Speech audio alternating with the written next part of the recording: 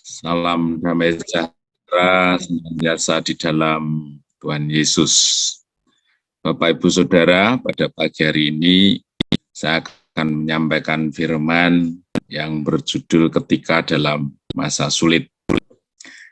Bapak Ibu Saudara, dalam seluruh rangkaian hidup kita, pasti Tuhan izinkan kita menghadapi satu masa di mana kita sendiri menilai sebagai satu masa yang sulit begitu. Tapi tentu ukuran sulit itu seringkali berkaca pada diri kita sendiri, bukan dari Tuhan. Nah, perlu kita pahami bahwa setiap orang itu memiliki waktu dan jenis ujian atau proses yang berbeda-beda, tetapi tentu skenario Tuhan bahwa proses yang diizinkan itu sama sekali bukan untuk membuat kita jatuh, membuat kita hilang, membuat kita hancur, tetapi setiap waktu dan jenis ujian yang diizinkan bagi kita orang percaya adalah satu masa di mana Allah ingin menunjukkan kasih-Nya yang luar biasa, menjamah hidup kita, dan pada akhirnya kita semakin berkenan di hadapan Dia. Ya. Setiap proses itu tentu Allah menginginkan kita semua menang.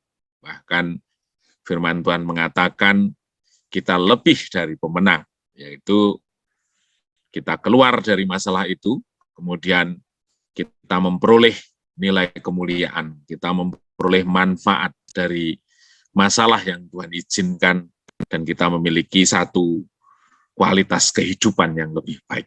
Itu makna dari lebih dari pemenang, ya. Bukan sekedar keluar dari masalah, tetapi justru dari masalah yang Tuhan izinkan pada akhirnya itu membangun nilai kehidupan kita sehingga kita semakin berkenan di hadapan Tuhan. Nah, Allah mau bahwa kita tetap mengikuti proses pada jalurnya Tuhan.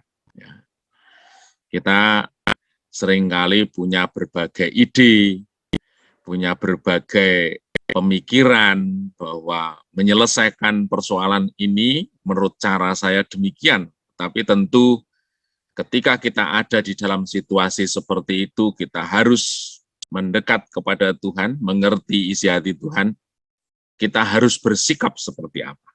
Ya.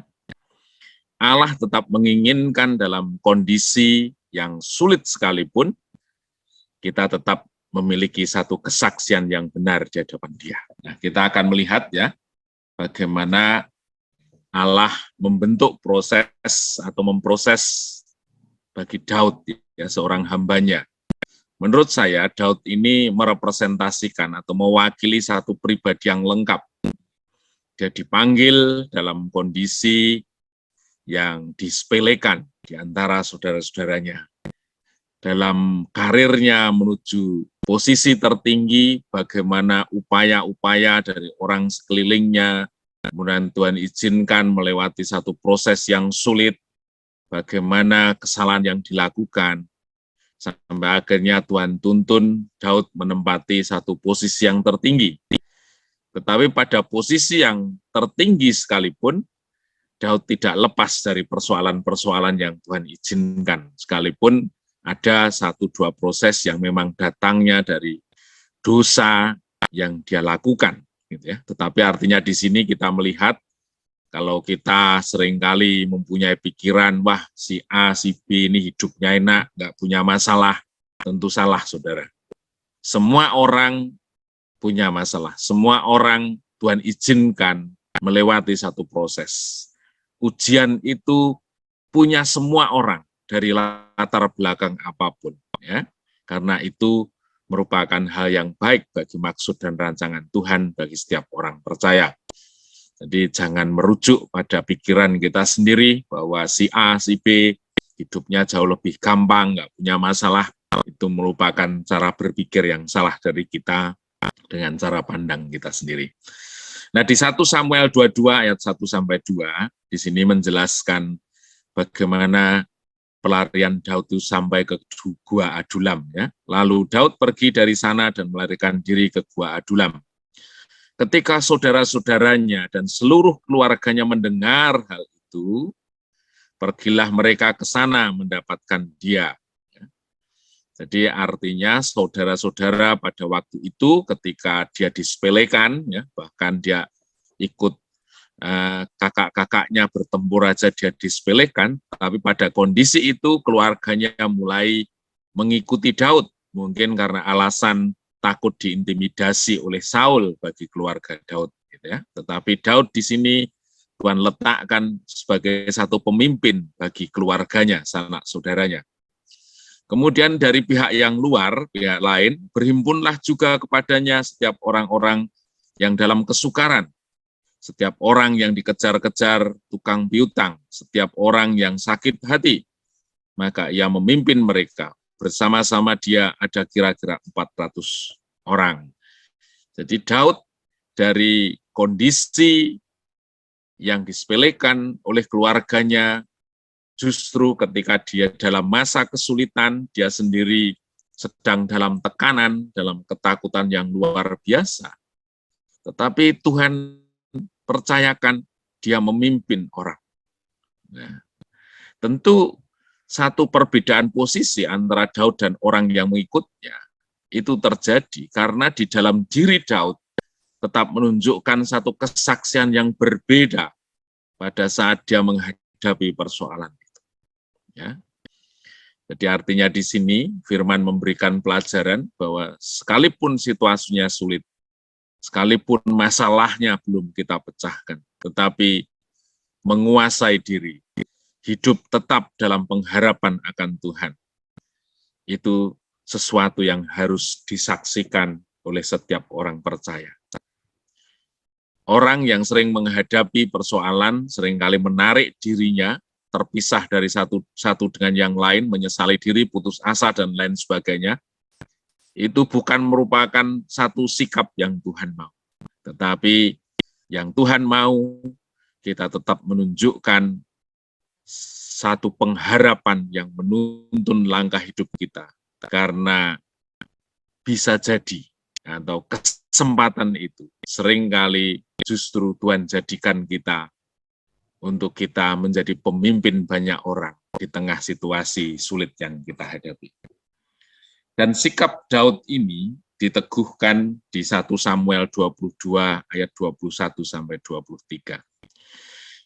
Di rupanya Saul mulai membunuh para nabi-nabi Tuhan, imam-imam Tuhan, gitu ya. Ketika Abiatar memberitahukan kepada Daud bahwa Saul telah membunuh para imam Tuhan, berkatalah Daud kepada Abiatar, memang pada hari itu juga ketika Doeg, orang Edom itu ada di sana, aku telah tahu bahwa pasti ia akan memberitahukan pada Saul, akulah sebab utama daripada kematian seluruh keluargamu. Yang terakhir di sini dikatakan, tinggallah padaku, jangan takut, sebab siapa yang ingin mencabut nyawamu, ia juga ingin mencabut nyawaku. Di dekatku engkau aman. Ini sesuatu yang sebenarnya kontroversial dengan situasi yang dihadapi. Daud sendiri sesungguhnya merasa takut karena dikejar-kejar oleh Saul. Tetapi mulut dia, sikap dia tetap sebagai pelindung bagi banyak orang yang mengikuti dia. Katanya, jangan takut. Apakah dia lepas dari ketakutan? Tidak. Tetapi dia mengatakan dari mulutnya, jangan takut. Sebab siapa yang ingin mencabut nyawamu, ia juga ingin mencabut nyawaku. Di sini ada satu hal yang kita ini sebenarnya nasibnya sama. Tetapi saya percaya bahwa pada saatnya Tuhan menolong kita. Ya. Saya memang sekarang ini tidak mampu membuat engkau terjamin pada hari-harimu. Tetapi percayalah, berpengharapan di dalam Tuhan, pada saatnya kita akan berkemenangan. Di dekatku engkau aman.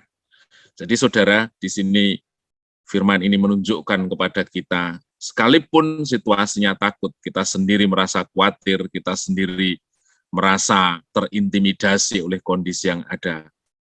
Tetapi berpengharapan kepada Tuhan itu seringkali yang membuat kita tetap harus bersaksi bahwa Allah yang menuntun kita pada jalan kemenangan yang sesungguhnya.